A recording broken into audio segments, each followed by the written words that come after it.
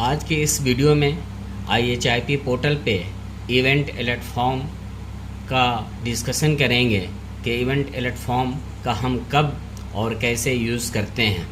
यहाँ ये बताना ज़रूरी है कि इवेंट अलर्ट फॉर्म का यूज़ हम उस वक्त करते हैं जब एक ही बीमारी से एक साथ कई लोग ग्रसित हो जाएं, या ऐसी बीमारी के बारे में हम उसका डिटेल उस पर भरते हैं जो हमारे डिस्ट्रिक्ट के लिए, हमारे उस क्षेत्र के लिए अनयूजुअल हो या अनकॉमन हो, या ऐसी बीमारियों को दर्शाने के लिए रिपोर्ट करते हैं जैसे कोई बीमारी एक ही बीमारी है लेकिन उसके जो इफ़ेक्ट हैं वो कई सारे लोगों को एक साथ अफेक्टेड करते हैं, जैसे स्वाइन फ्लू का केस है, जेई का केस है। तो अगर इस तरह के एक केस भी पाए जाते हैं तो हम इस फॉर्मेट का यूज़ करेंगे। अदरवाइज़ जो दूसरे हैं जैसे मीज़ल्स है, डायरिया है और भी अदर बीमारी हैं, डॉग बाइट हैं, मंकी बाइट हैं, इस तरह के कई सारी घटनाएं जब एक साथ कई लोगों को होती है तो उनकी रिपोर्टिंग हम इस फॉर्म पे करते हैं। तो आइए देखते हैं इस फॉर्म का हम कैसे इस्तेमाल करेंगे। तो सबसे पहले आप IHIP पोर्टल को ओपन करेंगे। ओपन करने के बाद अगर ये रिपोर्टिंग सब सेंटर लेवल से की जा रही है तो आप सब सेंटर के फॉर्म वाले ऑप्शन पे जाएंगे, या अगर PSC या CSC लेवल पे रिपोर्ट की जा रही है तो इन सूरतों में भी फॉर्म वाले ऑप्शन पे जाएंगे। तो आप यहाँ पे देख सकते हैं कि फॉर्म पे क्लिक करने के बाद चूँकि ये ID PSC या CSC की खुली हुई है तो आप यहाँ पे देख सकते हैं आपको दो तरह के यहाँ फॉर्म दिखाई दे रहे हैं, प्रिजम्पटिव केसेस फॉर्म और दूसरा इवेंट अलर्ट फॉर्म। इसी तरह से सब सेंटर की ID अगर हम ओपन करते हैं तो वहाँ पे सस्पेक्टेड केसेस फॉर्म और दूसरे नंबर पे इवेंट अलर्ट फॉर्म दिखाई देगा। तो जब हम इवेंट अलर्ट फॉर्म पे क्लिक करेंगे तो यहाँ पे उसकी इन्फॉर्मेशन हमें यहाँ पे फिल करनी होगी।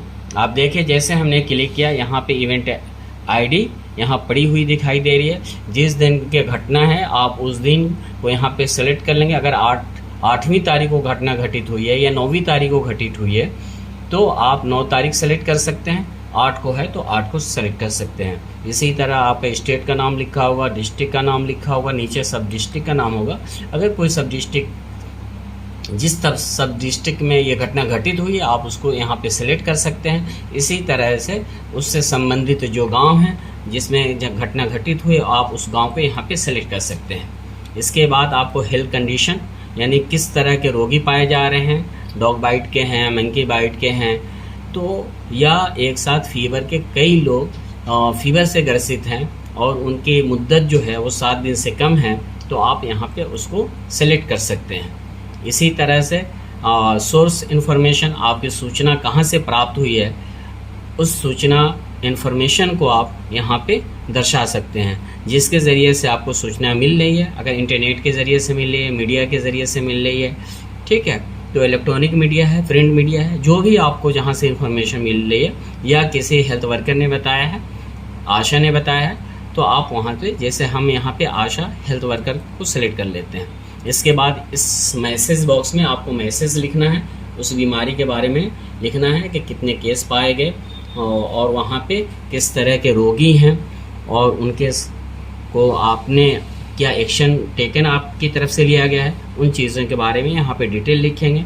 अगर उस तरह का कोई आपने आख्या उसका तैयार किया है तो उस आख्या को, या ट्रीटमेंट के दौरान, एक्शन टेकन के दौरान आपने कोई पिक्चर ली है तो वो सारी चीज़ों को आप चूज़ फाइल के ज़रिए से PDF फाइल बनाते हुए या बगैर PDF फाइल के JPG कंडीशन में भी आप इस पे अपलोड कर सकते हैं। अपलोड करने के बाद यहाँ से डाटा आपको सबमिट करना है। जब यहाँ से आप डाटा सबमिट करेंगे तो ये आपकी जो देखिए यहाँ पे हम एक्सेल शीट को सिलेक्ट कर रहे हैं।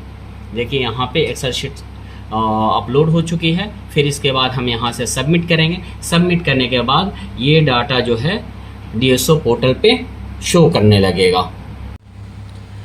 IHIP पोर्टल के DSO पोर्टल को ओपन करेंगे।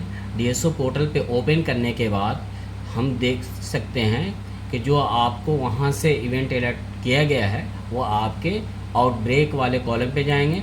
आउटब्रेक वाले कॉलम पे जाके आउटब्रेक समरी रिपोर्ट यहाँ पे जब हम क्लिक करेंगे, क्लिक करने के बाद देखिए यहाँ अपडेट एक्शन रेड कलर में दिखाई दे रहा है। ये रिपोर्टिंग कहाँ से की गई है उसको देखने के लिए यहाँ पे आप देख सकते हैं कि व्यू का ऑप्शन दिखाई दे रहा है।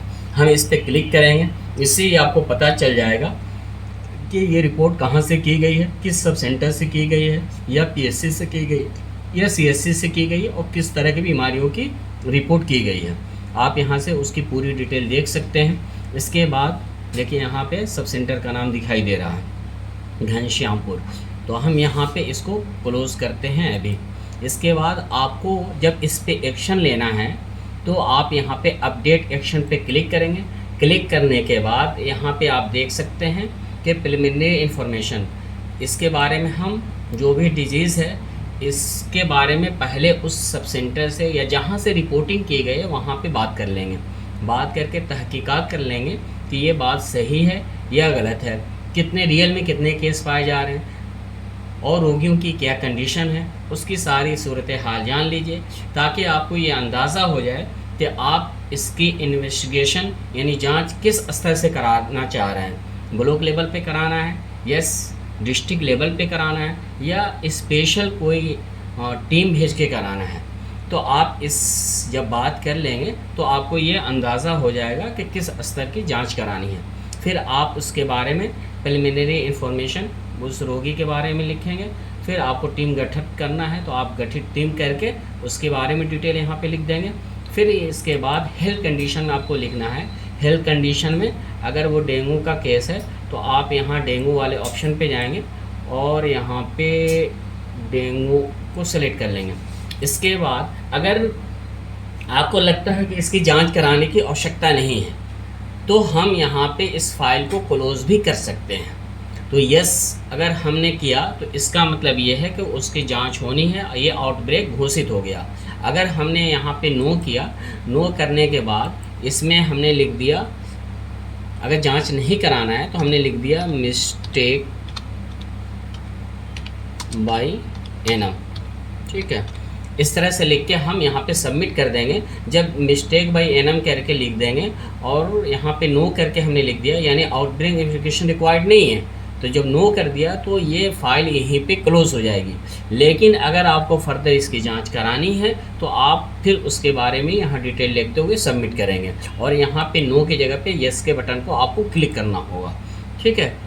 इसके बाद जो है तो आपको सबमिट करना है। सबमिट करने के बाद आप उसकी डिटेल देखेंगे, यहाँ पे हमने इसको सबमिट कर दिया। तो इस तरह से आपकी प्रोफाइल जो है ये आगे बढ़ जाएगी। फिर हम जहाँ से जिस सीएससी से ये रिपोर्ट की गई है या पीएससी से की गई है या सब सेंटर से की गई है, उसके सीएससी पे ये रिपोर्ट वहाँ पे आउटब्रेक शो करने लगेगा। तो हम वहाँ के सीएससी के आईडी को ओपन करेंगे। सीएससी का आईडी को ओपन करने के बाद फिर उसके आउटब्रेक वाले कॉलम में जाएंगे। आउटब्रेक पे गए, यहाँ पे आउटब्रेक समरी रिपोर्ट पे हमने क्लिक किया। क्लिक करने के बाद आप देखेंगे कि यहाँ पे action taken ongoing under surveillance चल रहा है। यहाँ पे एक आउटब्रेक ऑलरेडी दिखा रहा है। तो यहाँ पे हम जाने के बाद आप देखेंगे कि यहाँ पे आपको दिखाई दे रहा होगा team has been gone to there for action taken. तो इस तरह के जो इन्फॉर्मेशन आपने वहाँ पे डीएसओ साहब की तरफ से या डिस्ट्रिक्ट एडमिन की तरफ से जो एक्शन टेकन लिखा गया है उस पर फर्दर जो है वहाँ के ब्लॉक स्तर की जो टीम है वो काम करेगी। देखिए यहाँ पे एक आउटब्रेक को दर्शाया गया है और इस तरह से जो है इवेंट इन्फॉर्मेशन अपडेट में उन्होंने इस तरह की सारी चीज़ें लिख रखा है। पब्लिक हेल्थ रिस्पॉन्स वहाँ पे क्या एक्शन टेकन लिया गया है, क्या मेज़रमेंट किया गया है, वो सारी चीज़ें यहाँ पे दर्शाया गया है। उसके साथ साथ चूँकि ये डेंगू का मामला है तो इसी तरह आप देखेंगे source reduction, anti larva spraying, fogging, miking, IC material का distribution, house to house survey activity, इस तरह की एक्टिविटी वहाँ पे की गई है। इसके अलावा जो नीचे ऑप्शन दिया गया है इन्फॉर्मेशन फ्रॉम अदर सेक्टर, तो अदर सेक्टर की कितनी भागीदारी है, उनका कितना पार्टिसिपेंट है, वो सारी चीज़ें आप यहाँ पे लिख सकते हैं। उनके कोऑर्डिनेशन के बारे में, उनके तरफ से की जा रही कार्रवाई के बारे में आप यहाँ पे नोट डाउन कर सकते हैं। इसी तरह से यहाँ भी आप डॉक्यूमेंट अपलोड कर सकते हैं। अपलोड करने के बाद आप यहाँ पे डाटा को सेव करेंगे। सेव करते हुए ये आपको इस तरह से ऊपर में देखिए, ये आप जो भी प्रोफाइल डॉक्यूमेंट अपलोड किए वो इस तरह से आपको दिखाई देगा।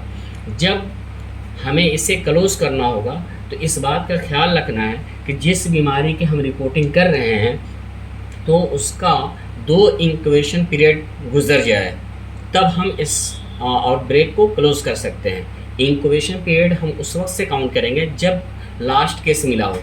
लास्ट केस मिलने के बाद इंक्यूबेशन पीरियड 2 इंक्यूबेशन पीरियड गुजरने के बाद हम फाइल को यहाँ से क्लोज़ कर सकते हैं। तो उसके लिए आपको फिर DSO पोर्टल को आपको ओपन करना होगा। हम यहाँ पे DSO पोर्टल को ओपन करेंगे। DSO पोर्टल ओपन करने के बाद आप जैसे देख रहे हैं यहाँ पे ऑनगोइंग अंडर सर्विलांस चल रहा है। फिर हम आप यहाँ पे एक्शन टेकन पे जाएंगे, व्यू अपडेट पे जाएंगे। तो जब हमें 2 इंक्यूबेशन पीरियड गुजर गया तो हम इसको क्लोज़ करते हैं।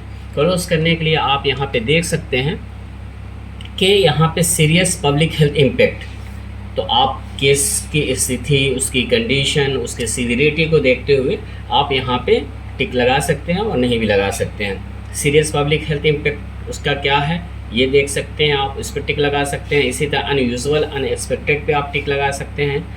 इसी तरह इंटरनेशनल डिजीज़ स्प्रेड, अगर ये इंटरनेशनल डिजीज स्प्रेड है जैसे कोविड था, मॉन्की पॉक्स है, तो अगर इस तरह की कोई बीमारी है तो आप इंटरनेशनल डिजीज स्प्रेड में भी लगा सकते हैं।